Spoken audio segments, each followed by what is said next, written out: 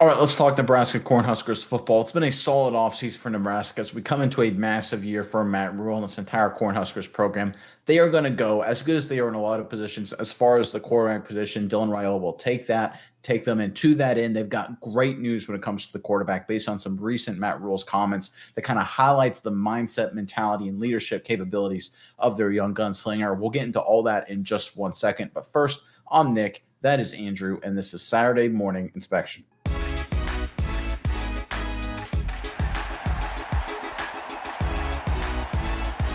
All right, Dylan Raiola obviously had a little bit of an inconsistent freshman year, but he was just a freshman, for God's sake. That's going to be expected. Coming into a massive year for Nebraska and Matt Rhule. Rhule recently came out with some very interesting comments highlighting what he's really impressed with when it comes to Raiola in terms of Raiola's mindset, and more importantly, his decision to stay at Nebraska. There were a lot of rumors that he would come to Nebraska and then go to Georgia or somewhere else, transfer out after a year. That obviously did not happen. It's clear Raiola is here for the long term. Let's get into this report courtesy of CBS Sports, and we'll talk about it more on the other side. Dylan Raiola could have taken the easy route. After an up and down first season at Nebraska, being the only true freshman quarterback to start every game for a Power 4 team last year, the former five-star recruit had plenty of suitors waiting if he chose to enter the transfer portal. So again, this is 100% true, right? I can guarantee you there have been basically half of college football if Raiola would have at least, let me see if going into the portal is worth anything. They would have screamed and thrown hundreds of thousands, if not millions of dollars of NIL money on it at him. That's what Raiola was going to get offered. He knew it. Everyone around him knew it. The report said Coach Matt Rhule said on the Jim Rome show this week, but Raiola never wavered. Everyone reached out to him. Rhule said he could have taken the easy way out and left and gone into the portal and gone to some place where he could start over, maybe where he doesn't have to do as much himself, but he chose to stick it out and fight. He came back, and I've been excited to see where he's at. That is so important. And this is why going after and securing Raiola last offseason was critical for the future of the Nebraska program, because there's a lot of programs out there that are trying to rebuild. They go after that big five-star guy or the big quarterback or whatever it may be, and then he leaves, he transfers out, or it just doesn't work out. He doesn't have the headspace for it, and it fails, right? Raiola was going to be the cornerstone to build the rest of this program around the revival of Nebraska. Matt Rhule obviously doing the building, but Raiola was going to be the pillar. Raiola transferring out would have been an absolute debacle. Raiola not having the mental mindset to go through the ups and downs would have been an absolute travesty. Neither of those things have come to fruition. This young kid, we keep forgetting how young of a kid he is, has shown everything you need in terms of a legitimate, like NFL-style franchise quarterback, in terms of headspace, in terms of leadership. Everyone called him and said, hey, you want to come somewhere where you don't have to be the quote-unquote savior of the franchise, savior of the program?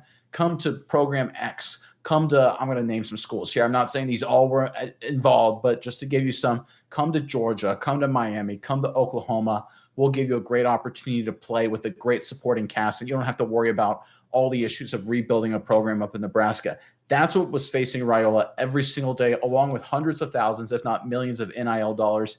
And the kid believed in Matt Rhule and what Matt Rhule is doing enough to stay. Both those things are very important. One, Raiola being a team guy, having the right headspace. And number two, Matt Rhule being the kind of coach that gets people like Raiola to stay. Both those things, both those data points really matter. And I think this is exactly why this Nebraska Cornhuskers program heading into the 2025 season has a chance to make some serious noise. We've talked about moves they've made in the recruiting side, the transfer side, how they're slowly increasing their talent base, and they've quietly gone a lot better. Check out our last Nebraska story that we did about a week ago talking about the data behind it. It's good stuff. But it begins and ends in major college football with the quarterback position, and it's undeniable. This news when it comes to Dylan Railola is absolutely outstanding for the short, medium, and long-term success of this Nebraska program. All right, Miles, I'm curious what your thoughts are on all of this. But first, Cornhuskers fans, in the comment section below, got a very challenging question for you guys. Who is your favorite quarterback in Nebraska history, right? This may be a little tough because a guy who would have been at the top of the list didn't really do so good as a recent head coach. So if we can put that aside and just focus on guys who played the quarterback position, who is your favorite in this program's history? There's a lot of great guys, of course, going back to the 80s. Let us know who your favorite is in the comment section below. But Mize, over to you. What are your thoughts on Dylan Raiola and everything going on with Nebraska right now? Yeah, Nick, I think this is a classic case of sticking with the program, seeing the full picture, being on a macro level of stuff. And I think Matt Rhule that he does a fantastic job of that, just laying the roadmap out in front of players, showing them, hey, this is the plan for the team. This is the plan for you. This is where we're going to be here, here, here. These are stops we're making along the way. I think he does a really great job doing that. And that's how you turn teams around. And that's, obviously, I think we've said it about a million times. That's what Matt Rhule is known for, is turning programs around. He's a master at that. And that is why Raiola is able to stay, because he sees the plan. He understands where they're supposed to be at. And he understands it takes time for quarterbacks to develop in the college football world. It just does. There's no substitute for it. You need time in the system. And perfect example here, let's look at the top 10 quarterbacks in all of college football last year as far as who their best PFF passing grade. Who is the best quarterbacks here? Look, number 1, Jackson Dart, drafted. Cam Ward, drafted. Shedeur Sanders, drafted. Curtis Rourke, drafted. Tyler Shuck, drafted. Cade Klubnik, getting draft eligible next year. Dylan Gabriel, drafted. Sam Levitt, draft eligible next year. Kyle McCord, drafted, or gone into the draft. They're not in college football row anymore. Finally, Diego Pavia out of Vanderbilt, a guy eligible to be drafted next year. So they're all either, going to be juniors, seniors, or were juniors last year.